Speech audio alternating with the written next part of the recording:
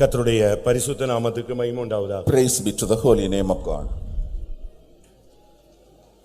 Mark எழுதின சுவிசேஷம் 3ஆம் அதிகாரம் முதல் 2 வசனத்தை நாம் வாசிக்க கேட்கலாம். Mark's Gospel chapter 3, let us read the first 2 verses. மறுபடியும் அவர் ஜெபாலயத்தில் பிரவேசித்தார். அங்கே சூம்பின கையுடைய ஒரு மனுஷன் இருந்தான். அவர் ஓய்வு நாளில் அவனை சொஸ்தமாக்கினால் அவர் பேரில் குற்றம் சாட்டலாம் என்று அவர் மேல் நோக்கமாய் இருந்தார்கள். கர்த்தருடைய பரிசுத்த நாமத்துக்கு மகிமை உண்டாவதாக. Praise be to the holy name of God. ஆண்டவராகிய இயேசு கிறிஸ்து இந்த உலகத்தில் இருந்த பொழுது அவர் ஒரு நாள் ஒரு ஜெப ஆலயத்துக்கு கடந்து போனார். While Lord Jesus Christ was upon this earth, one day he went to a synagogue. இந்த உலகத்திலே தேவாலயங்கள் பல உண்டு. There are many synagogues or temples of God in this world. இந்த உலகத்திலே பலவிதமான கோவில்கள் உண்டு. There are various kinds of temples in this world. ஆனால் எருசலேமிலே ஒரே ஒரு தேவாலயம் இருந்தது. But in Jerusalem there was only one temple of God. ஆனால் தேவனுடைய ஜனங்கள் எங்கெல்லாம் இருந்தார்களோ அங்கெல்லாம் ஜெப ஆலயங்கள் இருந்தது. But wherever the people of God were living, there were synagogues. இன்றைக்கு நாம் பூமியிலே பார்க்கும் பொழுது பல இடங்களிலே தேவாலயங்கள் எழுப்பப்பட்டிருப்பதை நாம் பார்க்கலாம். In the world we can see today in many places the temples of God having been risen. ஆனால் இஸ்ரவேலிலே இல்லாவிட்டால் யூதர்களுக்கு ஒரே ஒரு தேவாலயம், அநேக ஜெப ஆலயங்கள். But in Jerusalem to the Jewish people there was only one temple of God and many synagogues. யூத ஜனங்கள் எங்கெல்லாம் பரவி இருந்தார்களோ அங்கெல்லாம் இந்த ஜெப ஆலயங்கள் எழுப்பப்பட்டு ஜனங்கள் கூடி தேவனை ஜெபம் பண்ணி ஆராதிக்க ஆரம்பித்தார்கள். Wherever Jews were gathered, in all those places the synagogues were constructed and they gathered and prayed to God.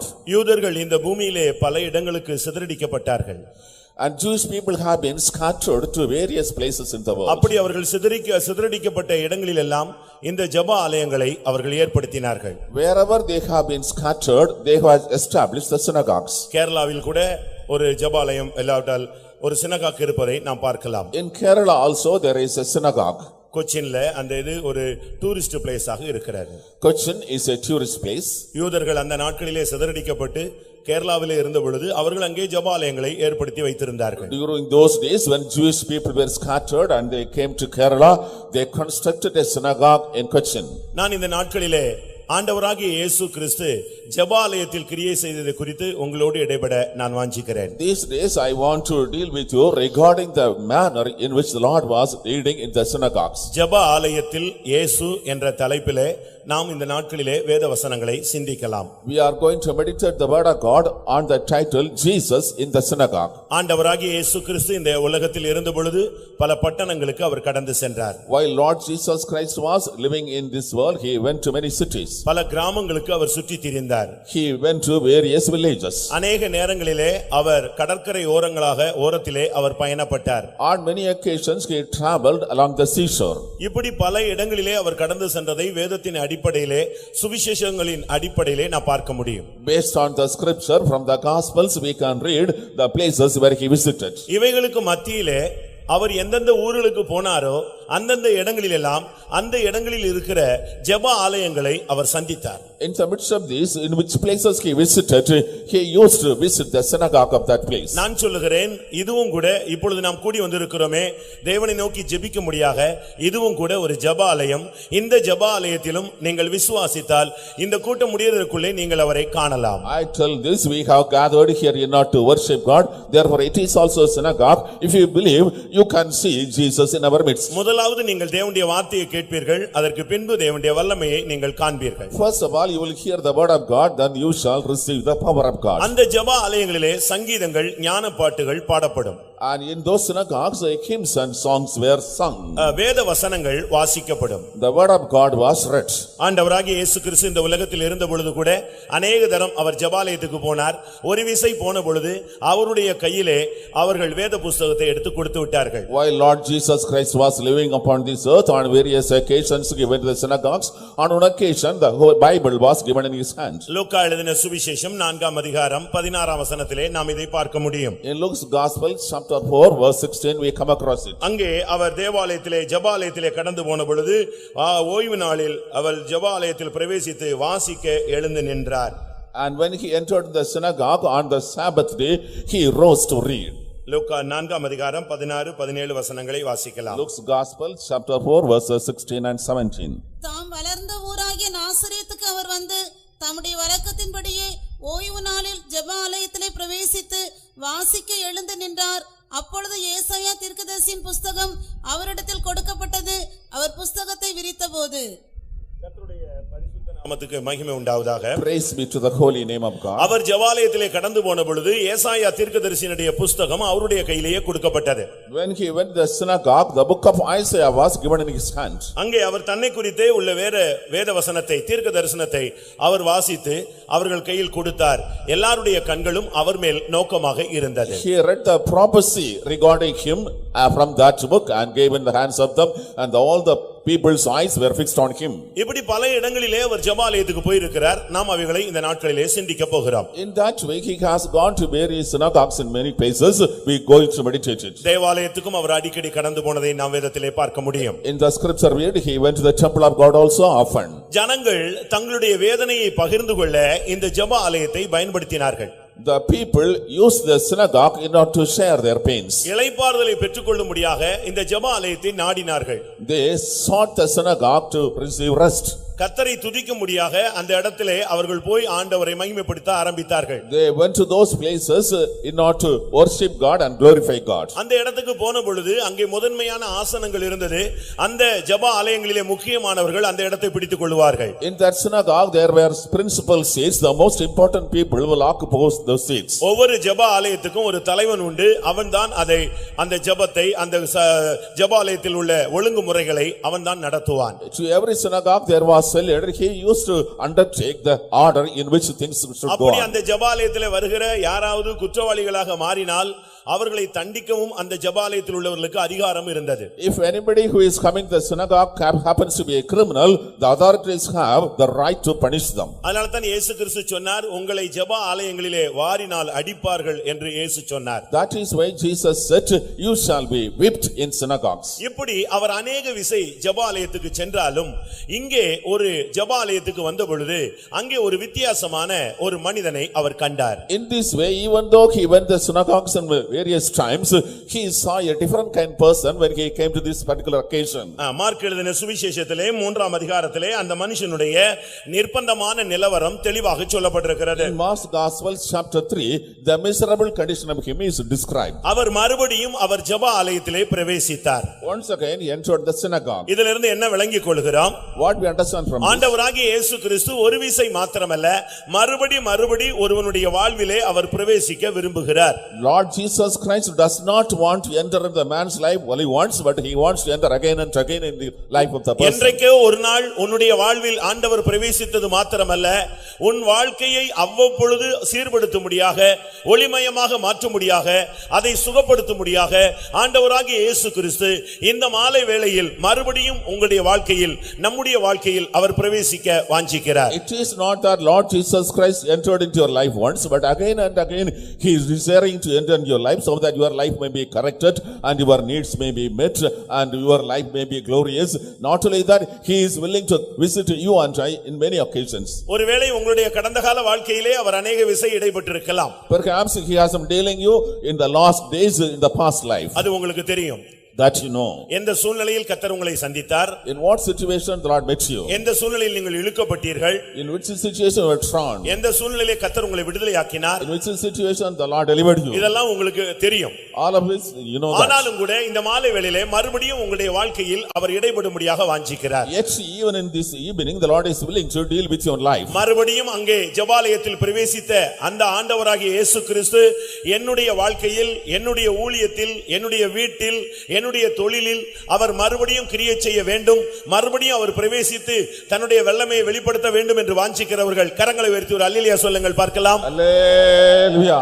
நம்ம எல்லாருக்கும் ஒரு ஆசை மறுபடியும் நம்முடைய வாழ்வில் ஆண்டவர் வர வேண்டும். We all have a desire that once again the Lord should come into our life. 20 வருடங்களுக்கு முன்பாக, 20 years back, 15 வருடங்களுக்கு முன்பாக, 15 years back, 40 வருடங்களுக்கு முன்பாக, 40 years back. இப்படியெல்லாம் நாம் பல விதமான வருஷங்களை கணக்கிட்டு சொல்லுகிறோமே, இன்றைக்கு மறுபடி நம்முடைய வாழ்வில் அவர் பிரவேசிக்க வாஞ்சிக்கிறார். We are having account in this way regarding many years. Today also he is willing to meet our house. இப்படி அவர் மறுபடி அங்கே பிரவேசித்த பொழுது அந்த ஆலயத்திலே முதன்மையான இடங்களிலே அநேகர் உட்கார்ந்து கொண்டிருந்தார்கள். When he entered again in that synagogue, in the principal seats, many people were sitting. பாடல் குழு அங்கே இருந்தது.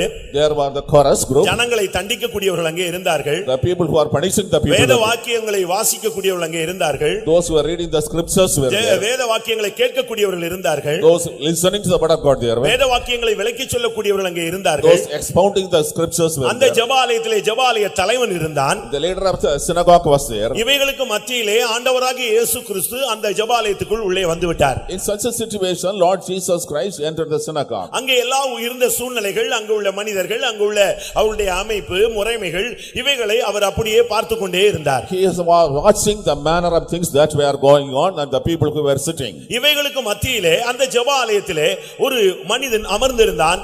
அவனுடைய நிலவரம் பரிதாபமாக இருந்தது. In the midst of this thing, a man was seated in the synagogue and his condition was miserable. அவனை குறித்து சொல்லி இருக்கிறது, அவன் சூம்பின கையை உடைய ஒரு மனுஷனாய் இருந்தான். Regarding him it is told, he was a man who had a withered hand. Mark 3ஆம் அதிகாரம் 1ஆம் வசனத்திலே அந்த வார்த்தை சொல்லப்பட்டிருக்கிறது. In Mark's Gospel chapter 3 verse 1 it is told. அவனுடைய வலது கை சூம்பி இருந்ததாக லூக்கா எழுதின சுவிசேஷத்திலே நான் பார்க்க முடியும். In Luke's Gospel we read that his right hand was withered. அவன் சூம்பின கையை உடைய ஒரு மனிதன் என்று இங்கே மார்க் 3:1 சொல்லப்பட்டிருக்கிறது. In Mark's Gospel chapter 3 verse 1 it is written that he is a man having a withered hand. இதை லூக்கா தெளிவாக சொல்லும் பொழுது Luke describes in detail. லூக்கா 6ஆம் அதிகாரம் 6ஆம் வசனத்திலே நாம் பார்க்கும் பொழுது Luke's Gospel chapter 6 verse 6. வேறொரு ஓய்வு நாளிலே அவர் ஜெபாலயத்தில் பிரவேசித்து உபதேசித்தார்.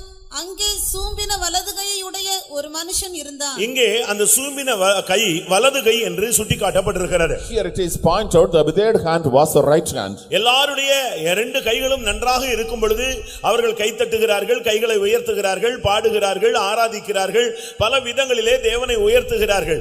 ஆனால் இந்த மனிதனாலோ வலது கையை உயர்த்த முடியவில்லை, வலது கையை உயர்த்தி தேவனை மகிமைப்படுத்த முடியவில்லை, வலது கையினால் கைத்தட்ட முடியவில்லை, ஒன்றும் செய்ய இயலாதவனாக ஒரு சூம்பின கையை உடையவனாக அவன் அமர்ந்திருந்தான். When people have both hands in good condition, they are able to clap hands, lift their hands and praise and thank God. But in this case, a particular person had a withered right hand, therefore he could not clap hands or praise God or exalt God. ஒருவேளை அது பிறவியிலேயே அவனுக்கு அப்படி அமைந்திருக்கலாம். Perhaps it may be happening by chance. இல்லாவிட்டால் அவன் ஒரு polio அட்டாக்ல இப்படி சூழ்நிலையிலே அவன் தள்ளப்பட்டிருக்கலாம். Or he may have a polio attack and come to this condition. ஏதோ ஒரு சூழ்நிலையிலே அவனுடைய கை வலது கை செயலற்று போன ஒரு தன்மைக்கு அவன் கொண்டு செல்லப்பட்டான். In some situation his right hand was withered and it was inactive. கடைசியாக அவன் முயற்சி செய்து எங்கெல்லாமோ அலைந்து கடைசி ஒரு சுகமும் கிடைக்காமல் இந்த ஜெபாலயத்தை நாடி வந்திருந்தான். Finally he wandered in many places, he made many attempts but he could not get healing. He came to the synagogue. ஏன் ஜெபாலயம் வந்தான்? He came to the synagogue. அவனுடைய முயற்சிகள் ஒன்றுமே அவனுக்கு பலன் அளிக்கவில்லை. His efforts were not useful to him.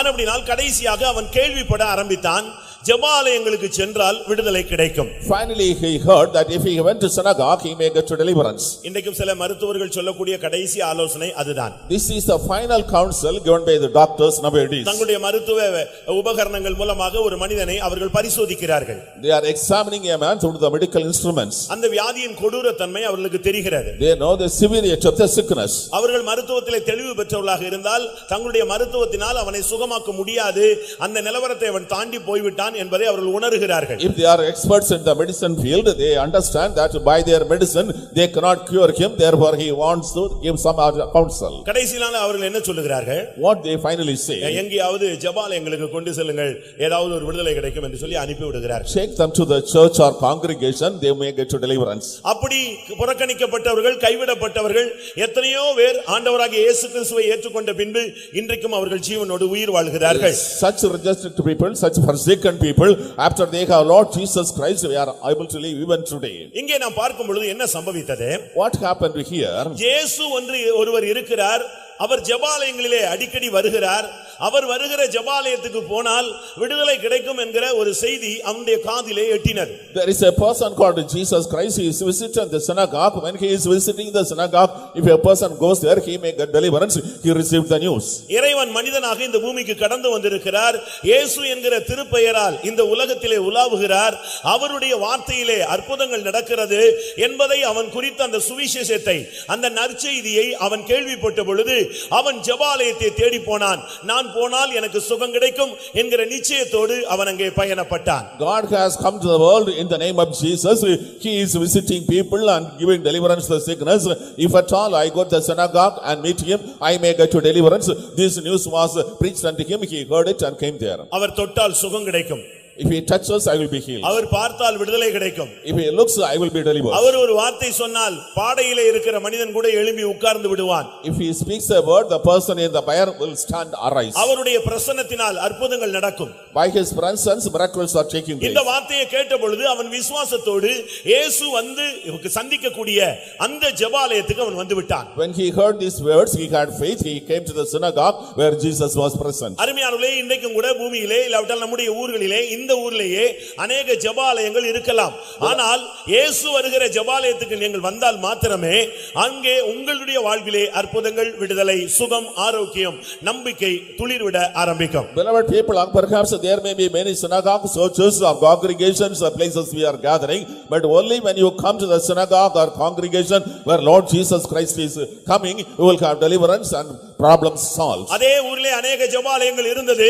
ஆனால் இயேசு இந்த மனிதனை தேடி இந்த ஜெபாலயத்துக்கு வந்து விட்டார். There were many synagogues in various places, but Lord Jesus Christ came to the synagogue seeking this person. அவர் ஜெபாலயத்திலே வந்து முதன்மையான இடங்களை பார்க்கவில்லை, ஜெபாலய தலைவனை பார்க்கவில்லை, அங்கே உட்கார்ந்து இருக்கிறதான வேதவாசிக்கிற மனிதனை பார்க்கவில்லை. அவருடைய கண்கள் பாதிக்கப்பட்ட அந்த சூம்பின கையை உடைய வலது கையை செயல்படுத்த முடியாமல் தவித்துக் கொண்டு வாழ்க்கையிலே புலம்பிக் கொண்டு ஏக்கத்தோடு இருக்கிற அந்த மனிதனை அந்த அவருடைய கண்கள் தேடினது. After he has come to the synagogue, he was not seeking the principal seats. He was not meeting the ruler of the synagogue. He was not meeting other persons, but he was concerned about that person who has a withered right hand, and his concern was to heal him.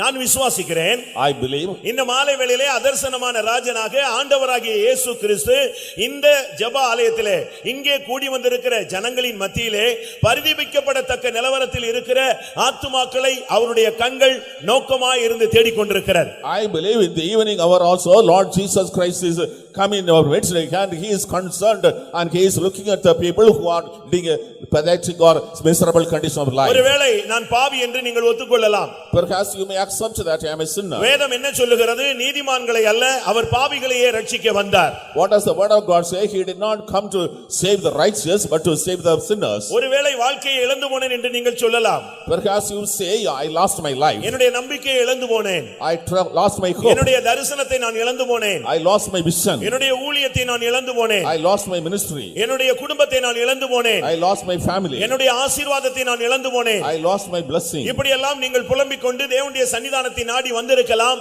இழந்து போனதை தேடவும் அவர்களை ரட்சிக்கவுமே ஆண்டவராகிய இயேசு கிறிஸ்து இந்த உலகத்தில் வந்தார். Perhaps you may lament and complain, have come to the presence of God, but Lord Jesus Christ came to the world in order to seek what has been lost. இழந்து போனது கிடைக்குமா? Will you get what was lost? அது போனது தானா? Once gone is gone always. என்ற ஒரு ஏக்கத்தோடு நீ வந்திருப்பது கர்த்தருக்கு தெரியும். The Lord knows that you have come with such a longing. தன்னுடைய சாயலின்படியும் தன்னுடைய ரூபத்தின்படியும் மனிதனை உருவாக்கி வைத்து அந்த மனிதனையே அவர் இழந்து போன பொழுது நம்பிக்கை குறையாதவராக தன்னுடைய சொந்த மகனை அனுப்பி மீட்டெடுத்தவர் நிச்சயமாய் நீ இழந்து போனதையும் உனக்கு மீட்டு கொடுப்பார். God made man in his own likeness and image, yet he was lost, yet he has sent his own son for the deliverance. Such a God will meet you and give the necessary deliverance. தேவன் என்று ஒருவர் இருந்தால் ஏன் இப்படிப்பட்ட வியாதிகள் வர வேண்டும், இப்படிப்பட்ட சூம்பின நிலவரங்கள் வர வேண்டும், ஏன் இப்படி குறை பிரசவங்கள் நடக்க வேண்டும் என்றெல்லாம் ஒரு சிலர் குருட்டு கேள்வியை கேட்கிறார்கள். Some are asking blind questions. If there is a one God, how these sickness comes, pain comes, problems comes, where the abortion comes and so on. ஒன்றை நீங்கள் புரிந்து கொள்ள வேண்டும், தேவனுடைய சிருஷ்டிப்பில் தேவனுடைய மனதில் இப்படிப்பட்ட குறைபாடுகள் கிடையாது. You should understand one thing, in the creation of God, in the mind point of God, there are no such shortcomings. அவனை சிருஷ்டிக்கும் பொழுது அவனை அழகாக தன்னுடைய ரூபத்தின்படியும் தன்னுடைய சாயலின்படியே கர்த்தர் அவனை உருவாக்கி வைத்தார். When God created man, God created him in his own likeness and image and a beautiful being. அவனை வலது கை குறைவானவனாக கண்கள் தெரியாதவனாக அப்படி அவர் உருவாக்கவே இல்லை. Not his right hand was withered or his eyes were blind. God did not create such a man. அவனை நல்லவனாகவே அவர் சிருஷ்டித்தார். அவனோ அநேக உபாய தந்திரங்களை தெரிந்து கொண்டு இப்படிப்பட்ட குறைபாடுள்ள வாழ்க்கைக்குள்ளே தள்ளப்பட்டு விட்டான். God has made him as an upright man, but he has made so many inventions and gone to this shortcoming life. அப்படியானால் இதற்கு பரிகாரமே இல்லையா?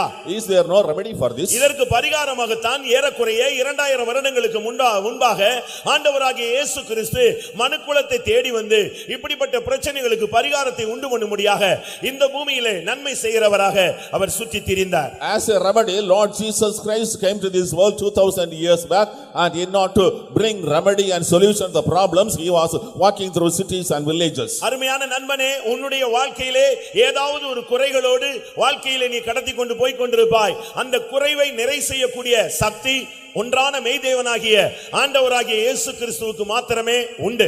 Perhaps you are proceeding your life with various shortcomings, but if at all a person can deliver you from this problem, it is only Lord Jesus Christ. அவராலே அன்றி ரட்சிப்பு இல்லை.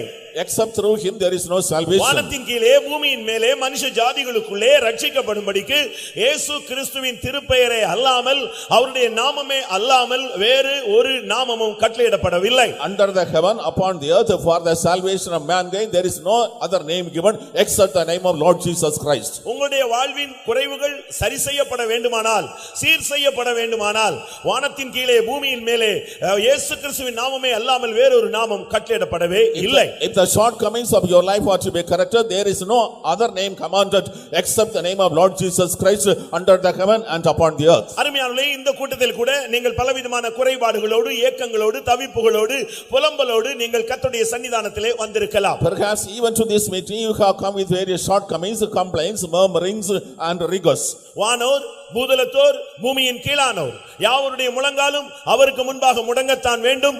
இயேசுவே கர்த்தர் என்று எல்லா நாவுகளும் அறிக்கையிடத்தான் வேண்டும். அப்படி அறிக்கை இடும் பொழுது இந்த குறைவுகள் இந்த மாலை வேளையிலேயே உங்களுடைய வாழ்வில் சரி செய்யப்படும். The knees of all those that are in heaven and in the earth and under the earth shall bow before him, also to confess the name of Lord Jesus Christ. When they do so, all the shortcomings shall be rectified. ஒரு விசை நீ வெட்கத்தை பாராமல் இயேசுவே தெய்வம் என்று நீ அறிக்கையிட வேண்டும். Without any shame, once you should confess Lord Jesus is God. இரண்டு நண்பர்கள் பயணப்பட்டு கொண்டே இருந்தார்களாம். Two friends were on a journey. நான் கடந்த வாரத்திலே ஒரு funeral service, ஒரு மரண அடக்காராதனைக்கு நான் போயிருந்தேன். Last week I had gone to a funeral service. இரண்டு நண்பர்கள் போய் கொண்டே இருந்தார்கள். Two friends were walking. போகிற வழியிலே ரெண்டு பேருக்கும் அவ்வப்பொழுது ஒரு தர்க்கம்.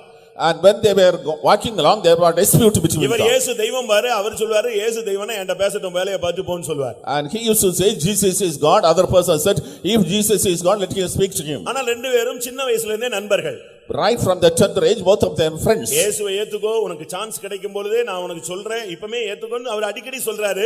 அவர் அதை அவாய்ட் பண்ணிட்டே போயிட்டு இருக்கிறார். He is giving him advice, when you get a chance accept Lord Jesus Christ, otherwise you may not get a chance, but he was rejecting. ஒரு நாள் ரெண்டு பேரும் அந்த கம்பெனிக்கு வேலைக்கு அப்படி பேசிக்கொண்டே போகிறார்கள்.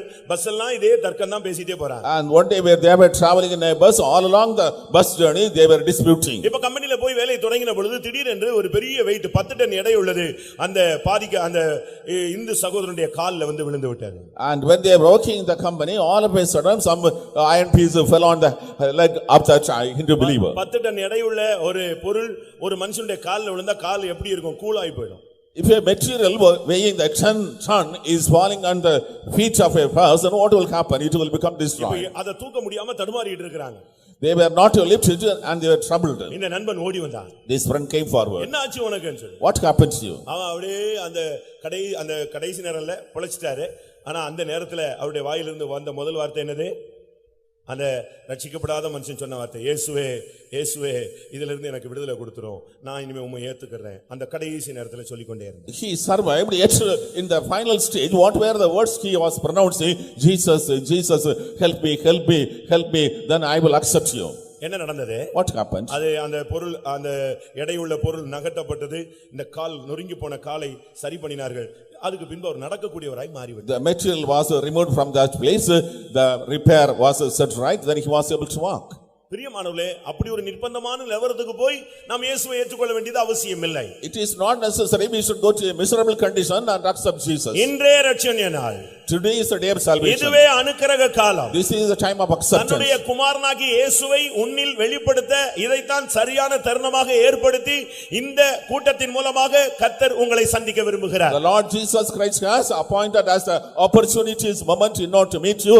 Thereby he is coming and meeting you. உங்களுடைய இருதயத்திலேயே நீங்கள் இயேசுவை கூப்பிடலாம். You may call Jesus in your heart. நீங்கள் வெளியரங்கமாக சொல்ல வெட்கப்பட்டால் இருதயத்தின் ஆழத்திலே இயேசுவை தெய்வமாக கூப்பிடுங்கள். இருதயத்தின் நிலவரங்களை அறிந்த தேவன் உங்களுக்கு உதவி செய்ய இந்த மாலை வேளையிலே அவர் வல்லவராக இருக்கிறார். If you feel ashamed to confess outwardly, in the heart you make a confession and call upon Lord Jesus Christ, and he is eager to help you this night. இந்த வலதுகை சூம்பின மனிதன் ஆண்டவரை தேடி அந்த ஜெபாலயத்துக்கு போயிருந்தான். This man whose right hand was withered was seeking the Lord and came to the synagogue. இன்றைக்கும் கூட எழுத்தின் பிரகாரமாக பலவிதமான சரீர உறுப்புகள் சூம்பின நிலவரத்தில் உள்ளவர்களை இந்த பூமியிலே நாம் பல விதங்களிலே பார்க்கலாம். Even today we are able to see upon the other people having deformities and withered organs. என்னாகம 5ஆம் அதிகாரத்திலே இடுப்பு சூம்பினவர்களை நாம் பார்க்க முடியும். In the book of Numbers chapter we are able to read the சகரியா 11:17 புயம் சூம்பி போனவர்களை நாம் பார்க்கலாம். In the book of Zechariah chapter 11 verse 17 the arm was withered. யோவான் 5ஆம் அதிகாரம் 3ஆம் வசனத்திலே சூம்பின உறுப்பை உடைய அநேகரை நாம் அங்கே பார்க்கலாம். In John's gospel chapter we see many people who had withered organs. ஏனென்றால் அது பெதஸ்தா குளமாக இருந்தது. It was the Bethesda pool. அநேக பாதிக்கப்பட்டவர்கள் அந்த குளத்தை தேடி வந்தார்கள். Many people affected came seeking that pool. இந்த சூம்பின தன்மை என்பது செயலற்ற ஒரு வாழ்வை காண்பிக்கிறது. This withered condition shows inactive life. இந்த மாலை வேளையிலும் கூட நான் நினைக்கிறேன் அங்கு இந்த கூட்டத்திலே கூட அவர் ஒரு சிலரை தேடிக்கொண்டுதான் இருக்கிறார். I think even in this meeting in this evening the Lord is seeking some people. நீ உன்னுடைய பாதிப்பை உன்னுடைய இருதயத்தில் இருந்து சொல்லிக் கொண்டிருந்தால் போதுமானது. If you tell the problem from the heart it is necessary enough. மனிதன் முகத்தை பார்க்கிறான், தேவனோ இருதயங்களை ஆராய்ந்து அறிகிறார். Man looks at man but the Lord is examining the heart. அருமையானதே, உங்களுடைய வாழ்விலே இப்படி சூம்பின நிலவரம் இருக்கிறதா? Beloved people, is there vision condition in your life? இந்த சூம்பின நிலவரத்தினுடைய பிரதிபலிப்பு என்ன? What is the consequence of third condition? ஒருவேளை ஒரு சிலர் இந்த கூட்டத்திலே அப்படி உறுப்பு பாதிக்கப்பட்டவர்களாக இருக்கலாம்.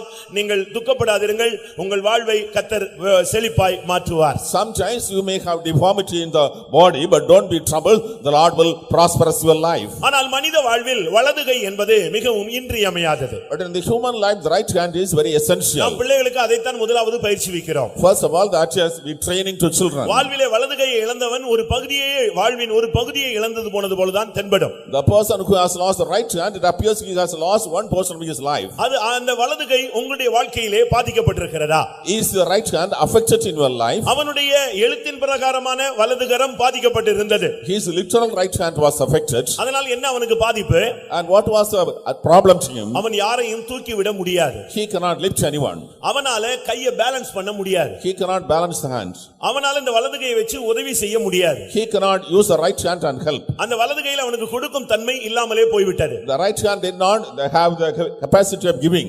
இது ஆவிக்குரிய விதத்திலே நாம் எப்படி எடுத்துக்கொள்ள முடியும்? How we can enter spiritually? அருமையானவர்களே, உங்களுடைய கை கால்கள் இல்லாவிட்டால் உங்களுடைய சரீர உறுப்புகள் நல்ல விதங்களிலே இருக்கும். ஆனால் உங்களுடைய மனம், உங்களுடைய குணம், உங்களுடைய வாழ்க்கையின் தன்மை, உங்களுடைய வாழ்வின் அனுபவங்கள் எப்படி இருக்கிறது? Beloved people of God, the members of the organ of the body may be in condition, but what is the condition of the heart, mind, your attitude and other things? ஒரு மனதினுடைய வலதுகை சூம்பினால் அவனால் தூக்கிவிட முடியாது. அவனை தூக்கிவிடணும்னாலும் வித்தியாசமான விதத்தில் தான் அவனை தூக்கிவிட வேண்டும். If the right hand of man is withered, he cannot lift a person. If at all he tries to lift, it has to be done in a different way. ஒரு சிறிய எடையை கூட அவனால பேலன்ஸ் பண்ண முடியாது. He cannot lift a small weight and balance. யாராவது விழுந்து போய்விட்டால் இவனால் போய் வலதுகை வச்சு தூக்கிவிட முடியாது. If anybody is fallen, he cannot go and help the right hand and lift him. இது கையின் கிரியை ஆசீர்வதிக்கப்படாத ஒரு சூழ்நிலையை காண்பிக்கிறது. This is a situation in which the work of the hand is not blessed. யாருக்காவது மரியாதை செலுத்தணும்னா லெஃப்ட்ல தான் செலுத்தணும், வலதுல அவனுக்கு செலுத்த முடியாது. If anybody is respected, they have to use it in left hand, not right hand. ஒருவனை அவனால் கனம் பண்ண முடியாது. He cannot honor a person. அவனை யாரையாவது bless பண்ணனும்னு நினைச்சா லெஃப்ட்ல தான் bless பண்ணனும். லெஃப்ட்ல bless பண்றது யாரும் விருப்பப்படுறது இல்ல. If he wants to bless any person, he has to use the left hand. Nobody is pleased with it. ஆதியாகமத்திலே யோசேப்புக்கு 2 பிள்ளைகள் இருந்தார்கள். In the book of Genesis, Joseph had 2 children. யாக்கோபுக்கு முன்பாக 2 பேரையும் ஆசீர்வதிக்க முடியாத யோசேப்பு கொண்டு வந்து நிறுத்தினான். Joseph brought those 2 sons before Jacob in order to bless him. வலதுகரத்துக்கு நேராக மூத்த மகனும் இடது கரத்துக்கு நேராக இளைய மகனையும் அவன் நிறுத்தினான். Towards the right hand the elder son, and towards the left hand the younger son was placed. வலது கரத்துக்கு நேராக மனாசே, இடது கரத்துக்கு நேராக எப்ராயிம், ரெண்டு பேரையும் அவன் நிறுத்தி விட்டான். Towards right hand Manasseh, and towards left hand Ephraim was placed. யாக்கோபு ஆசீர்வதிக்க ஆரம்பித்த பொழுது When he began to bless, அவன் அப்படியே கையை மாற்றி ஆசீர்வதித்தான். he crossed the hands and blessed. உடனே யோசிப்பு சொன்னான், கண்ணு தெரியாதனால இந்த ஆள் ஏதோ செய்றாரு போல இருக்குன்னு. தகப்பனே அப்படி அல்ல, இவன் தான் மூத்தவன், இவன் இளையவன், நீங்க ஃபர்ஸ்ட் வலது கையை மூத்தவன் மேல தான் வைக்கணும் அப்படினா. அவன் சொன்னான், எனக்கு தெரியும் மகனேன்னு சொன்னான். Joseph told, because he was blind he is placing the hands in the wrong way, but Jacob said, I know what I am doing and I am actually doing what is in my mind. அப்படினா இருந்து என்ன விளங்கிக் கொள்கிறோம்? இடது கை வைத்தால் ஆசீர்வாதம் குறைவு, வலது கையை வைத்தால் ஆசீர்வாதம் இரட்டிப்பான அனுபவம் உள்ளது. What we understand, if you place the left hand the blessing is less, if you place the right hand double for blessing. அருமையானவரே, உங்களில் யாராவது வாழ்க்கையிலே ஆசீர்வாதத்தை இழந்து ஆசீர்வாதம் குறைந்த இடது கரத்துக்கு நேராக நீங்கள் இருந்தால், இன்றைக்கு கர்த்தர் உங்களுடைய தன்னுடைய வலது கரத்தை நீட்டி உன்னை ஆசீர்வதிக்க போகிறார். If beloved people of God, anybody is having this left hand experience and their blessings lacking, the Lord is willing to bless you with the right hand. வலது கை சரியில்லாவிட்டால் பகைஞனை நொறுக்க முடியாது. If the right hand is not, you cannot break the enemies. வலது கை இருந்தால் சரியாக இருந்தால் தான் ஒரு மனிதன் சத்துருவை எதிர்த்து போராடி அதை மேற்கொள்ள முடியும். Only when the right hand is in good condition he can fight against the enemy and overcome him. யாத்திராகமம் 15:6 உம்முடைய வலது கரம் பகைஞனை நொறுக்கி விட்டது. வலது கை இல்லாவிட்டால் பகைஞனை நொறுக்க முடியாது. In the book of Exodus chapter 15 verse 6, your right hand has broken the enemy. If you don't have the right hand, you cannot break the enemy. இந்த வலது கை சரியில்லாவிட்டால் தன்னை காத்துக்கொள்ள முடியாது. If the right hand is not right, he cannot defend himself. சூழ்நிலைகளின் மத்தியிலே, போராட்டங்கள் மத்தியிலே அவனால் சரியான விதத்திலே தன்னை பாதுகாக்க இயலாது. In the midst of situations and adversities, he cannot defend himself in the right way. யாரையும் அவனால் தாங்கி கொண்டு செல்ல முடியாது. He cannot uphold any person and carry. யாரையும் அவனால் உயர்த்த முடியாது. He cannot lift anybody. இந்த வலது கரம் சரியில்லாவிட்டால் ஒரு மனிதன் பராக்கிரமம் செய்ய முடியாது. If the right hand is not, a man cannot do valiant things. இந்த வலது கரம் சரியில்லாவிட்டால் ஊழியத்திற்கு நீங்கள் உதவி செய்ய இயலாது. If the right hand is not in the right condition, you cannot help in the ministry. வலது கரம் சூம்பினால் ஒரு மனிதனை நீ ஆசையோடு தழுவ முடியாது, அணைக்க முடியாது. If the right hand is withered, you cannot touch and feel a person or bless him. இயேசு கிறிஸ்து அந்த ஒரே பார்வையிலே அவன் இவ்வளவு நாள் எவ்வளவு வேதனைப்பட்டான் என்பதை அப்படியே கண்டார். At one glimpse, Lord Jesus Christ saw his condition and how much he was suffering in life. உன்னுடைய புருஷனுக்கு உன்னுடைய வேதனை தெரியாது. Your husband does not know your pain. உன்னுடைய மனைவிக்கு உன்னுடைய வேதனை புரியாது. Your wife does not know your pain. உன்னுடைய பிள்ளைகள் இன்றைக்கு புதிதாக முளைத்தவர்கள், நீ கடந்த காலங்களிலே பட்ட பாடுகளை சொன்னால் அவர்களால் ஏற்க முடியாது. Your children are newly sprung up, they cannot understand your past sorrowful things. ஆனால் உன்னுடைய நிகழ்காலம், வருங்காலம், கடந்த காலம் எல்லாவற்றையும் ஆண்டவராகிய இயேசு கிறிஸ்து அறிந்த தேவனாய் இருக்கிறார். But Lord Jesus Christ is a God who knows your present life, past life and future life. இதுவரை உன்னுடைய வாழ்வில் எவ்வளவு கேவலமான பாதையில் நீ கடந்து போனாய் என்பது அவருக்கு தெரியும். The Lord knows how much disgracefully you passed along in your life. இப்பொழுது நீங்கள் போய் கொண்டிருக்கிற நிர்பந்தமான சூழ்நிலையும் அவருக்கு தெரியும். He knows the miserable condition which you are going towards now. இதே நிலை நீடித்தால் உன்னுடைய வருங்காலம் சூனியமாக போகும் என்றும் அவருக்கு தெரியும். He knows if the same condition goes on, your life will be zero. ஆனபடியால் இந்த மாலை வேளையிலே ஆண்டவராகிய இயேசு கிறிஸ்து உன்னுடைய வலது கரத்தை அவர் சுகமாக்க விரும்புகிறார். Therefore in this evening, well, Lord Jesus is willing to heal your right hand. அந்த எழுத்தின் பிரகாரமான வலது கை சூம்பின மனிதனை விட்டு விடுவோம். காரணம் அவனை அவர் சுகமாக்கி விட்டு விட்டார். Let us leave that literal person whose right hand was withered because Lord healed him. அவனுக்கு ஒரு அற்புதத்தை கர்த்தராகிய இயேசு நடத்தி விட்டார். Lord Jesus performed a miracle in his life. இன்னைக்கு உங்களுடைய கைகள் ரெண்டும் நன்றாக இருக்கிறது என்று கைகளை உயர்த்துகிறீர்களே, உங்களுடைய ஆவிக்குரிய வலது கை எப்படி இருக்கிறது? You are lifting literal both hands and praising God, but how is the right hand of your life today? உங்களால் மற்றவர்களுக்கு உதவி செய்ய முடியக்கூடிய அந்த பண பக்குவம் இருக்கிறதா? Are you have the mental maturity to help others? நீங்கள் உங்களுடைய ஆவிக்குரிய ஆன்மீக வாழ்க்கையிலே எத்தனை பேரை நீங்கள் தூக்கி விட்டிருக்கிறீர்கள்? How many people in your spiritual life are lifted by you? யாராவது என்னை தூக்கி விட்டா நல்லா இருக்கும்னு நீங்க யோசிக்கிறீங்களே தவிர, நீங்க யாரையாவது தூக்கி விட்டால் தானே நீ எதை செய்கிறாயோ அதையே கர்த்தர் உனக்கு செய்வார். If at all somebody comes and lifts me, it is enough you say, but only when you are able to help and lift other person, God can come and help you. நீ எதை விதைக்கிறாயோ அதை தான் நீ அறுக்க முடியும். What you sow, that you will reap. நீ தூக்கிவிட உனக்கு கைகள் இருந்தும் நீ தூக்கிவிடவில்லை. Even though you have hands, you are not able to lift others. அருமையானவர்களே, உங்களாலே ஆவிக்குரிய வாழ்க்கையிலே ஆன்மீகத்திலே உங்களால் எத்தனை பேரை தூக்கிவிட முடிந்தது? Beloved, spiritually, in the spiritual life, how many people are able to be lifted by you? நீங்கள் எத்தனை பேருக்கு உதவி To செய்திருக்கிறீர்கள்? how many people you have helped? நீங்கள் எத்தனை பேருக்கு மரியாதை செலுத்தி To இருக்கிறீர்கள்? how many you rendered respect? நீங்கள் எத்தனை பேரை கனம் பண்ணி இருக்கிறீர்கள்? How many people are honored by you? எத்தனை பேரை நீங்கள் தாங்கி இருப்பீர்கள்? How many people are upheld by you? எத்தனை பேரை அன்போடு நீங்கள் அணைத்து அரவணைத்து இருப்பீர்கள்? How many people embraced and treated lovingly? இப்படிலாம் நீங்க செய்யாம நீங்கள் இருந்தால் நீங்கள் உங்களை அறியாமலே உங்களுடைய வலதுகரம் சூம்பின ஒரு விசுவாசியாக, ஒரு தேவனுடைய பிள்ளையாக, ஒரு அங்கத்தினராக இந்த சபையிலே நீங்கள் இருக்கிறீர்கள். If you have not done such things, that you are as a member of the church, as a servant of God or a believer, having your right hand withered.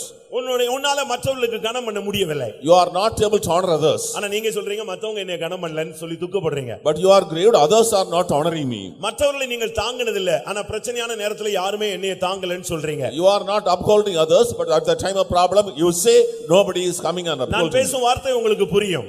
I know, you know the verse I see. ஏனென்றால் ஆவியானவர் பேசிக் கொண்டிருக்கிறார். The Spirit of God is speaking.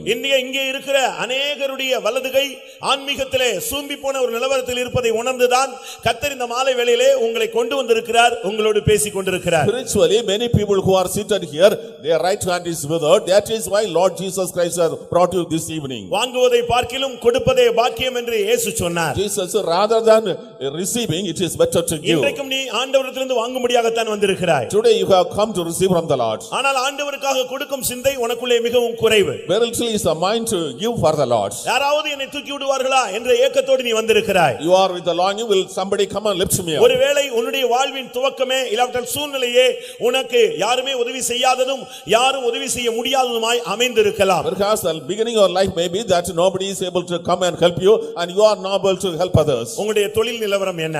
What is the condition job? உங்களுடைய கையின் கிரியைகள் எப்படி இருக்கிறது? How are the works of the hands?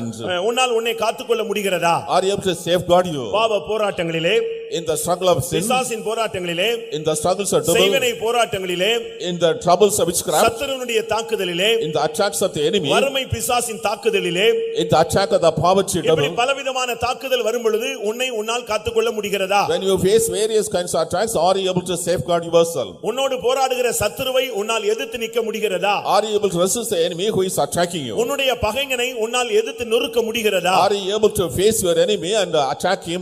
அருமையானவர்களே, தேவனுடைய வசனத்தை கேட்கும் பொழுதே உங்களுக்கு தெரியும் உங்களுடைய கை எப்படி இருக்கிறது. Beloved people of God, when you read the word of God, you know what is the condition of right hand. இந்த மாலை வேளையிலே ஆன்மீகத்திலே அநேகருடைய வலது கை சூம்பின நிலவரத்தில் தான் நீங்கள் வந்திருக்கிறீர்கள்.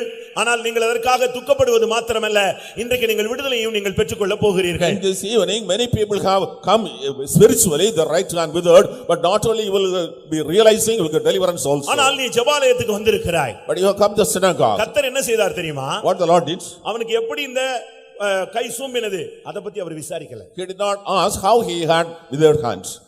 யார் இப்படி அவனை சூழ்நிலைக்கு தள்ளி விட்டது அதை அவர் விசாரிக்கல. Who put this in situation?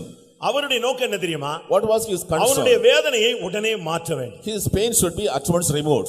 ஒன்று அவனுடைய வேதனையை மாற்ற வேண்டும், இரண்டாவது அது நிரந்தரமான மாற்றமாய் அமைய வேண்டும். His pain should be removed, not only it should be done in a permanent way. உடனே அவனை சுகமாக்குவது மாத்திரமல்ல, அந்த சுகம் அவனுடைய வாழ்நாள் முழுவதும் பாதுகாக்கப்பட வேண்டியதும் அவசியம். Not only giving instant healing, that healing should be sustained throughout his life, which is important. இன்றைக்கு நீ தேவனுடைய வார்த்தையை கேட்கும் பொழுது உணர்த்தப்படுவது மாத்திரமல்ல, அது வாழ்நாளெல்லாம் செயல்படுத்தப்பட வேண்டியது அவசியம். Today when you hear the word of God, not only you are convicted, but it should be put into practical action throughout your lifetime. அதனால தான் ஆண்டவராகிய இயேசு கிறிஸ்துவை நாம் பார்க்கிறோம், அவர் சத்தியம் நிறைந்தவர், அதே நேரத்திலே கிருபையும் நிறைந்தவர். Therefore we console Lord Jesus Christ, he was full of truth, in the meantime he was full of grace. கொஞ்ச நிமிடங்கள் உங்களுக்கு சத்தியம் அருளப்படும், அந்த முடிவிலே உங்களுக்கு கிருபையை தேவன் கட்டளையிடுவார். For some time the truth is declared unto you, then the Lord will give grace. கர்த்தருடைய பரிசுத்த நாமத்துக்கு மகிமை உண்டாவதாக. Praise be to the holy name. இவர் யாரையும் பார்க்காம அந்த குறிக்கப்பட்ட மனிதனை பார்த்த உடனே எல்லார் கண்களும் இயேசுவின் மேல பதிக்கப்பட்டு விட்டது.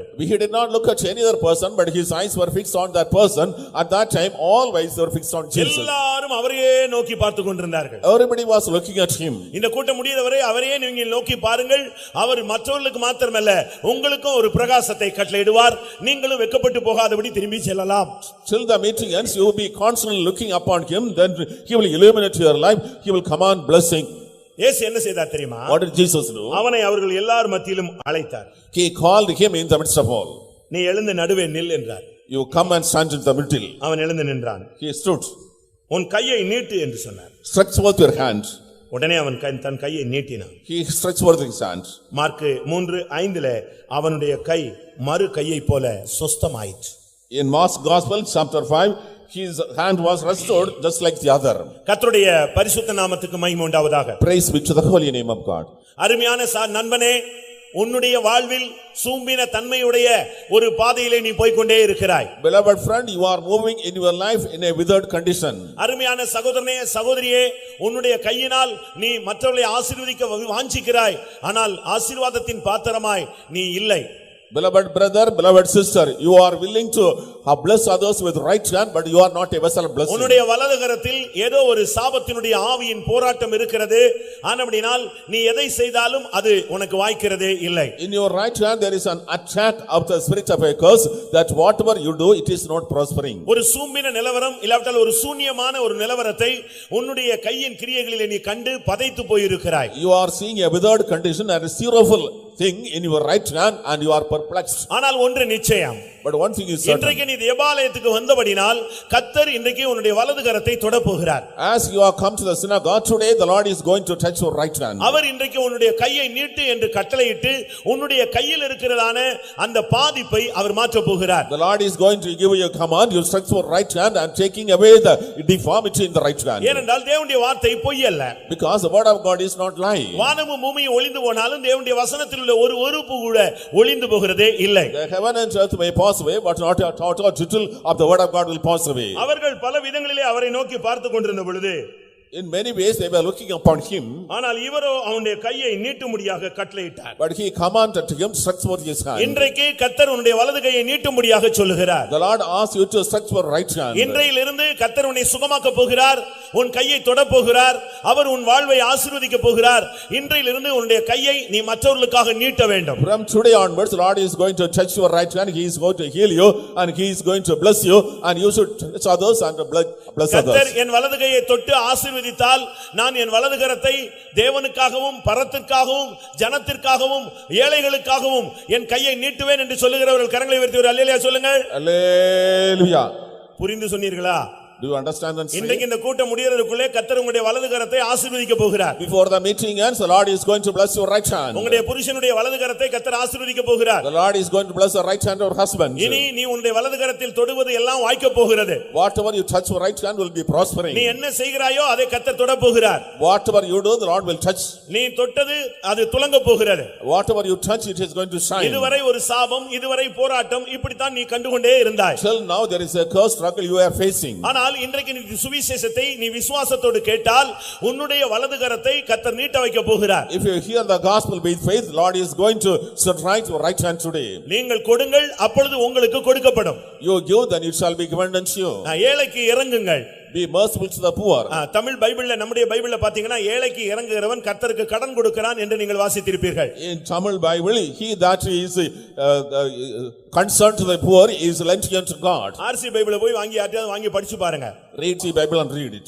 ஏழைக்கு இறங்குகிறவன் கர்த்தருக்கு வட்டிக்கு கொடுக்கிறான் என்று எழுதியிருக்கிறார். He that is merciful to the poor is giving money to God for interest. ஏழைக்கு ஒருத்தன் இறங்குனா அவன் கர்த்தருக்கு கடன் கொடுக்கல, கர்த்தருக்கு வட்டிக்கு கொடுக்கறானா.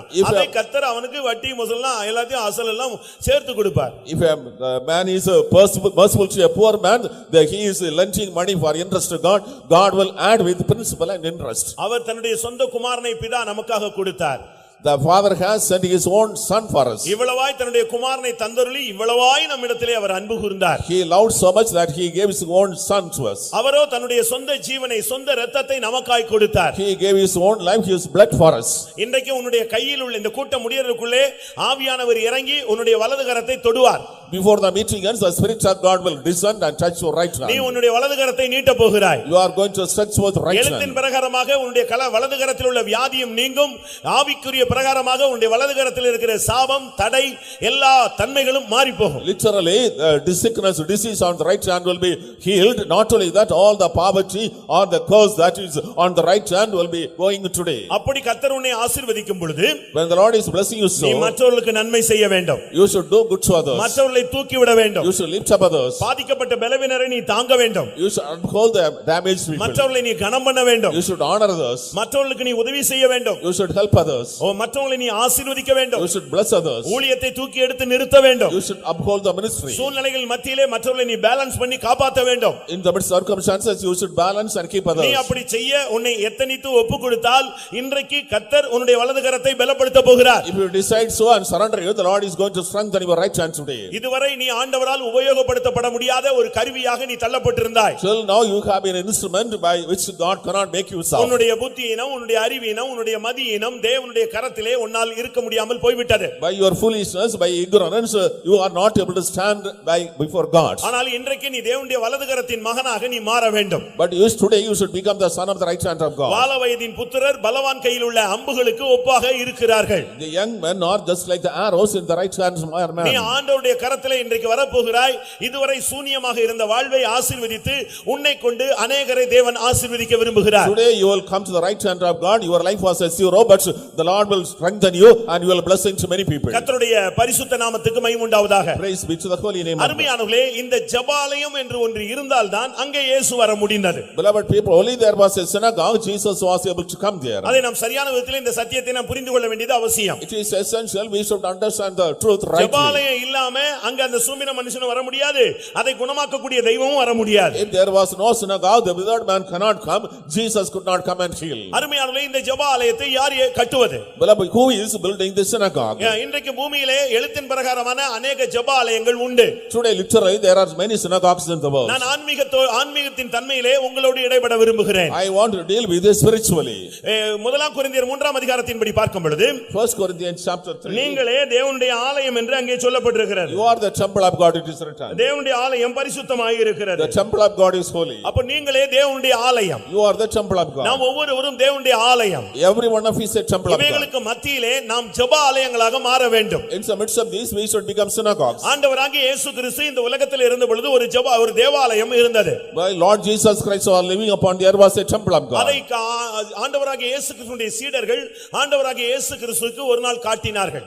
One day disciples of Lord Jesus Christ pointed to him one day. ஆண்டவரே, இந்த ஆலயத்தை பார்த்தீரா? Lord, have you seen the இது temple? எவ்வளவு விலையேறப்பெற்ற கற்களினால் கட்டப்பட்டிருக்கிறது. With how much precious stones it is built. இது எவ்வளவு மகிமையாக இருக்கிறது. How it is magnificent. இப்படி அங்கே அவர்கள் சுட்டிக்காட்டி பேசினார்கள். In this way they pointed out talked. அந்த ஆலயத்திலே அலங்கார வாசல்கள் உண்டு. There were decorated doors in that house. அப்போஸ்தலர் நடபடிகள் 3ஆம் அதிகாரத்திலே நாம் பார்க்கும் பொழுது In Acts of chapter 3 அந்த ஆலயத்துக்கு பலவிதமான வாசல்கள் இருந்தது. there were many gates of the temple. அதுல ஒரு வாசல் அலங்கார வாசல். One of the gates was gate of beautiful. அந்த பியூட்டிஃபுல் கேட்ல தான் अनेகர் வருவாங்க. To the beautiful gate many people came. பிரசித்தி பெற்றவர்கள், The renowned people, பிரதான ஆசாரியர்கள், the high priests, வேதபாரகர்கள், the scribes. முக்கியமான நபர்கள் எல்லாம் கடந்து வருகிற பாதை அந்த அலங்கார வாசல். The beautiful gate is the path wherein the VIPs come. அதனால பிச்சைக்காரர்கள், சப்பானிகள், சூம்பின உறுப்பையுடையவர்கள் எல்லாரும் அந்த கேட்ல தான் வெளியே உட்கார்ந்திருப்பாங்க. காரணம் அங்கதான் பணக்காரன் வருவான், வசதியான வருவான், செல்வாக்கானவன் வருவான், காணிக்கை அதிகமாய் போடுவான். The beggars, the poor people, the people in sickness and withered hands will be sitting on that place because the rich people, the people who are wealthy will come and help them. இப்படித்தான் அந்த ஜனங்கள் அந்த இடத்தை நாடி தேடி ஓடினார்கள். In that way the people were seeking and searching and going to that place. अनेகர் அங்கே இருந்து அவர்கள் பிச்சைக்காரர்களுக்கு கூட பொன்னையும் வெள்ளியும் காணிக்கை போட்டார்கள். And for the beggars there many people were giving alms, silver and gold. கூப்பிட்டா போதும், அவன் தன்னை வணங்கி கூப்பிட்டு ஆசீர்வதிச்சு கூப்பிட்டுட்டானா உடனே அவனுக்கு பொன்னையும் வெள்ளியும் தூக்கி போட்டு போயிடுவாங்க. If they salute him and ask him to come and help, they will pour gold and silver. ஆனால் அந்த ஜெபாலயத்தை பத்தி அந்த தேவாலயத்தை பத்தி இயேசு சொன்னார், ஒரு கல்லின் மேல் ஒரு கல் இராதபடி இது நொறுக்கப்பட்டு போய்விடும். But regarding the temple of our Lord Jesus spoke, one stone will not remain upon it, such a way will destroy. எப்படி இருக்கும்னு யோசிச்சு பாருங்க. How is it?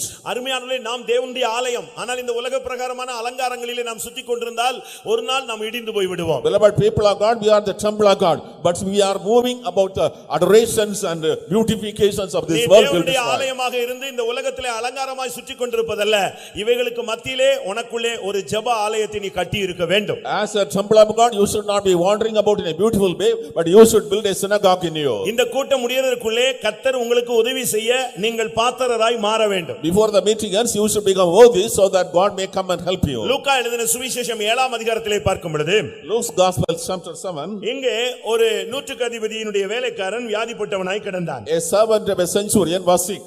அந்த நூற்றுக்கு அதிபதியினுடைய வேலைக்காரன் மிகுந்த வியாதியாக இருந்தான். ஆனால் அந்த நூற்றுக்கு அதிபதிக்கு அவன் பிரியமானவன். The servant of the centurion was seriously sick, and that person was a beloved of the centurion. இப்பொழுது அந்த நூற்றுக்கு அதிபதிக்கு இயேசுவினிடத்தில் வர தைரியம் இல்லை. Centurion was not bold enough to come to Jesus. தன்னுடைய மூப்பர்களை இயேசுவினிடத்திலே அனுப்பினான். He sent his elders unto Jesus. அவங்க வந்து இயேசுவை அழைத்தார்கள். They came and invited Jesus. நீர் வந்து அந்த மனிதனை குணமாக்க வேண்டும். You come and heal that person. அந்த நூற்றுக்கு அதிபதிக்கு நீர் இரக்கம் பாராட்ட வேண்டும். You should be merciful to the centurion. தன்னுடைய வேலைக்காரனுக்கு அவன் பரிதபிக்கிறான். He is sympathetic towards the servant. இப்படி எல்லாம் அவர்ட்ட வந்து அவங்க கதை சொல்லிக்கிட்டே இருந்தாங்க. In that way they were telling all the things. எப்படியாவது இயேசுவை கூட்டிட்டு போகணும்னு இவங்க பல காரணங்களை சொல்லிக்கொண்டே இருந்தாங்க. They were telling so many reasons they can take Jesus. நீங்க வாங்க, அவன் நல்லவன், அது இதெல்லாம் சொல்லிக்கிட்டே இருந்தாங்க. You come, he is good. ஆனா கடைசியா சொன்னாங்க, finally they told, இவன் ஜெபாலயத்தை கட்டி இருக்கிறான், நீர் வரலாம் என்று சொன்னார். He has built a synagogue, therefore you can come. லூக்கா 7ஆம் அதிகாரம் Luke's Gospel 4-5 வசனங்களை வாசிக்கலாம். Verses 4 and 5. அவர்கள் இயேசுவினிடத்தில் வந்து அவரை கருத்தாய் வேண்டிக் கொண்டு, நீர் இந்த தயவு செய்கிறதற்கு அவன் பாத்திரனாய் இருக்கிறான், அவன் நம்முடைய ஜனத்தை நேசிக்கிறான், நமக்கு ஒரு ஜெப ஆலயத்தையும் கட்டினான் என்றார்கள். கர்த்தருடைய பரிசுத்த நாமத்துக்கு மகிமை உண்டாவதாக. Praise be to the holy name of God. இங்கே இயேசுவை தன்னுடைய வாழ்க்கையிலே தன்னுடைய வீட்டுக்கு அழைத்து வரும்படி அவர்கள் சொன்னதான ஒரு முக்கியமான காரியம், அவன் ஜெப ஆலயத்தை கட்டினான். What is the important matter they have spoken to bring invite Lord Jesus to the house? இது எதை காண்பிக்கிறது? What does it show? ஆண்டவராகிய இயேசு கிறிஸ்து இந்த கூட்டத்திலே ஒரு சிலருடைய இல்லாவிட்டால் ஒப்புக்கொடுக்கிற ஒவ்வொருவருடைய வலதுகரத்தையும் அவர் ஆசீர்வதிக்க போகிறார். In this meeting, Lord Jesus Christ is going to bless the right hand of everyone who are surrendering. இரண்டாவது, அவர் யாருக்கு உதவி செய்ய போகிறார்? Secondly, to whom will help? ஜெப ஆலயத்தை கட்டினவர்களுக்கு அவர் உதவி செய்ய போகிறார். To those who are constructing a synagogue, he is going to help. ஜெப ஆலயத்தை கட்டினதுனா ஃபெய்த்தம கட்டினதா? Not building faith home. அப்படி நீங்க யாரும் எடுத்து விட கூடாது. Nobody thinks so. ஜெப ஜீவியத்தை கட்டினவர்களை இயேசு இன்றைக்கு மாலையிலே சந்திக்கும்படியாக வந்திருக்கிறார். In this evening, Jesus has come to meet the people who have built a prayer life. இங்க நீங்க நூற்றுக்கணக்கான பேர் அமர்ந்திருக்கிறீர்கள். In hundreds of number you are seated. இதுல எத்தனை தகப்பன்மார் ஜெப வீரர்கள்? How many fathers are prayer warriors? எத்தனை தாயார்கள் ஜெப வீரர்கள்? How many mothers are prayer warriors? எத்தனை வாலிபர்கள் ஜெப வீரர்கள்? How many young men are prayer எத்தனை warriors? ஊழியர்கள் ஜெப வீரர்கள்? How many servants are prayer கர்த்தரை warriors? நம்முடைய பக்கமாய் நாம் திருப்ப வேண்டுமானால், ஆண்டவராகிய இயேசு கிறிஸ்து நம்முடைய பட்சமாய் வர வேண்டுமானால், அதற்கு ஒரு காரணம், நீ ஒரு ஜெப வீரனாய் மாற வேண்டும். ஜெப ஆலயத்தை நீ கட்டி எழுப்ப வேண்டும். If the Lord is to turn towards our Lord Jesus Christ to turn towards side, for that one condition is there, you should become a prayer warrior. இன்னைக்கு உலகத்துல பல கோயில்களை கட்டுகிறார்கள். Today they are building temples in the world. ஓசியா 8:14 அங்கே எபிராயீமை குறித்து சொல்லி இருக்கிறது, அவன் கோயில் கட்டுகிறான். In Hosea chapter 8 verse 16, he is building temple. லூக்கா 11:47 பார்க்கும் பொழுது அநேகர் கல்லறையை கட்டிக் கொண்டிருக்கிறார்கள். Luke's Gospel chapter 11:47, many are building tombs. 1 ராஜாக்கள் 16:34 எரிகோவை ஒரு குடும்பம் கட்டிக் கொண்டிருந்தது. First Kings chapter 6 verse 39, one family was building Jericho. 2 நாளாகமம் 8ஆம் அதிகாரம் 11ஆம் வசனத்திலே அந்த ராஜா அரண்மனையை கட்டிக் கொண்டிருந்தான். Second Chronicle chapter 8 verse 11, the king was building the palace. ஆதியாகமம் 11:5 அந்த கூட்டம் ஜனங்கள் சேர்ந்து பாபேல் கோபுரத்தை கட்டிக் கொண்டிருந்தார்கள். In the book of Genesis chapter 11 verse 5, the people joined and built the tower of Babel. இப்படி பல விதங்களிலே மாட மாளிகைகளை கோபுரங்களை கட்டிக் கொண்டிருந்த பொழுது இந்த மனிதன் ஒரு அந்நியனாக இருந்தாலும் ஜெப ஆலயத்தை அவன் கட்டிக் கொண்டிருந்தான். In various ways many people were building mansions and towers. Even though he was a Gentile, he was building a synagogue. அருமையான நண்பனே, நீ பாபேலை கட்டிக் கொண்டிருக்கிறாயா? Beloved friend, are you building Babel? Babel சொன்னா குழப்பம். Babel means confusion. உன்னுடைய வாழ்க்கையில மறுபடி குழப்பத்தையே கட்டி எழுப்பி கொண்டிருக்கிறாயா? Again and again, are you building confusion in your life? இந்த உலகத்துல பல அந்நிய தெய்வங்களுக்கு அந்நிய ஜனங்களுக்கு நீ கோயில் கட்டி கொடுத்து கொண்டிருக்கிறாயா? Or are you constructing temples to strange people and giving? இல்ல செத்து போனவங்க அம்மா அப்பா அண்ணன் தம்பி மனைவி புருஷன் இவங்களுக்கு எல்லாம் கல்லறை கட்டி இருக்கிறீர்களா? Are you building sepulchre tombs for your dead dear ones, mother, father, son and so on? இல்லாவிட்டால் தேவனால் தேவனுடைய மனிதனால் சபிக்கப்பட்ட எரிகோவை நீங்கள் கட்டி எழுப்பி எழுப்பிக் கொண்டிருக்கிறீர்களா? Are you building the Jericho which has been cursed by God and the man of இந்த God? மாலை வேளையிலே கர்த்தருடைய வார்த்தை உன்னை நோக்கி வருகிறது. This evening the word of God comes to you. நீங்கள் உங்களுடைய வாழ்க்கையிலே எதை கட்டிக் கொண்டிருக்கிறீர்கள்? What are you building in your life? இந்த உலகத்துல வீடு இல்ல, நிலம் இல்ல, இத பத்தி கவலைப்படாத. நீ உன்னுடைய ஜெப ஆலயத்தை கட்டி எழுப்பு, அது போதுமானது. Don't worry, I am not having land and house. Build your spiritual life, prayer life, it is enough. இவன் நம்முடைய ஜனத்தை கருத்தாய் நேசிக்கிறான்னு சொன்னாங்க. இயேசு அமைதியா நின்று கொண்டே இருந்தார். Jesus was telling, he said he loved my people very much. இவன் ஜெப ஆலயத்தை கட்டினான்னு சொன்ன உடனே இயேசு உடனே புறப்பட்டு அந்த மனிதனை தேடி போகிறார். As soon as they said he built a synagogue, at once he started. ஜெப ஜீவியே இல்லாத மனிதன் கர்த்தரிடத்திலிருந்து நன்மையை பெற்றுக்கொள்ள முடியாது. A man without prayer life cannot receive any benefit from God. உங்களுடைய ஜெப வாழ்க்கை எப்படி இருக்கிறது? How is your prayer life? உங்களுடைய ஜெப நேரம் என்ன? What are your prayer times? உங்களுடைய ஜெப வேளை எது?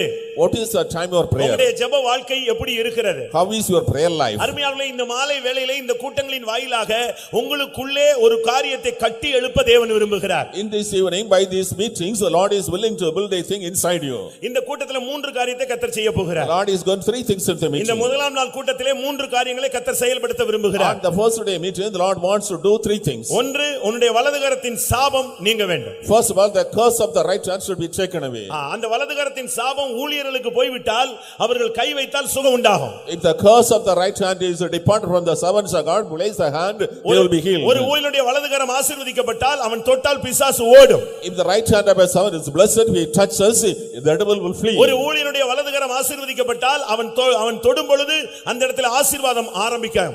If the right hand of a servant of God is blessed, when he goes and blesses the person, there will be blessing. இரண்டாவது, இன்றைக்கு கர்த்தர் உன்னுடைய ஜெப வாழ்க்கையிலே ஒரு வித்தியாசமான ஒரு பாதையிலே இனிமேல் உன்னை கொண்டு போக போகிறார். Secondly, the Lord is taking you in different path in the prayer life. உங்களுடைய ஜெப நேரம் எப்படி இருக்கிறது? How is your prayer verse? அதிகாலை ஜெபம் எப்படி இருக்கிறது? How is your dawn praising? பகல் ஜெபம் எப்படி How is இருக்கிறது? your daytime prayer? மாலை ஜெபம் எப்படி How is இருக்கிறது? the evening prayer? இரவு குடும்ப ஜெபம் எப்படி How இருக்கிறது? is the night உன்னுடைய family prayer? மிட்நைட் பிரேயர் எப்படி How இருக்கிறது? is the midnight prayer? உன்னுடைய தனி ஜெபம் எப்படி How இருக்கிறது? is the personal prayer? உன்னுடைய சகோதரர்கள் ஜெபம் எப்படி இருக்கிறது? How is the brother's உன்னுடைய prayer? சகோதரிகள் ஜெபம் எப்படி How is இருக்கிறது? the sister's prayer? அருமையானவர்களே, இந்த வார்த்தை எல்லாம் தேவன் கேட்க சொல்லுகிறார். Beloved people, the Lord is asking to us such questions. உங்களுடைய ஜெப ஆலயம் எப்படி இருக்கிறது? How is your synagogue? நல்ல கல்லுகள் எல்லாம் வச்சு இந்த ஒரு இடம் அழகா கட்டி வச்சிருக்கிறோம். இப்படி அல்ல, இதை நான் சொல்லவில்லை.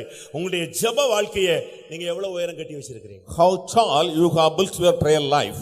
உங்களுடைய நைட் பிரேயர் எப்படி இருக்கிறது? How is your night prayer? வேதம் சொல்லுகிறது, ராத்திரியிலே முதற் சாமத்தில் எழுந்து கூப்பிடு, மூச்சித்து தெருக்களிலே மூச்சித்து கிடக்கிற உன்னுடைய பிள்ளைகளுடைய பிராணனுக்காக உன் கைகளை முதற் சாமத்தில் எழுந்து ஏறெடு, உன் கண்ணிமைகள் எப்பொழுதும் அது திறந்தே இருக்கட்டும், தேவனை நோக்கி காத்துரு. The scripture says at night in the first watch you wake up and pray so that all the dear ones who are fainted in the streets they may be delivered, and you make use of the prayers shedding tears in the night hours. உன் கண்ணின் கருப்பு விழியை சும்மா இருக்க ஒட்டாதே. Do not make your eyes remain idle. இதுதான் புலம்பல்ல சொல்லப்பட்ட வார்த்தை. These are the words spoken in Lamentation. அது பாதிக்கப்பட்ட பின்பு அவர்கள் சொன்ன வார்த்தை. The people were damaged, they were spoken. அருமையானவர்களே, நாம் பாதிக்கப்பட்ட பின்பு ஜெபிக்க வேண்டிய அவசியம் இல்லை. No necessity is pray for after damage. அது எல்லா மனிதனும் ஜெபிக்கக்கூடிய பழக்கம். And everybody does it. பழைய ஏற்பாட்டு அன்னாளுக்கும் புதிய ஏற்பாட்டு அன்னாளுக்கும் பெரிய வித்தியாசம் இருக்கிறது. There is a difference in Old Testament Hannah and New Testament Anna. பழைய ஏற்பாட்டு அன்னாள் காரியத்துக்காக ஜெபித்து கண்ணீர் விட்டு இருதயத்தை உடைத்து நொறுக்கி ஊற்றி ஐயோ என் ஆண்டவனேன்னு புலம்புகிற ஒரு ஆள். The Old Testament Hannah was praying for a particular thing. She was broken in the heart and shedding tears for a particular thing. இன்னொரு பெண் அவளை வேதனைப்படுத்தின பொழுதுதான் ஜெபம் வந்தது.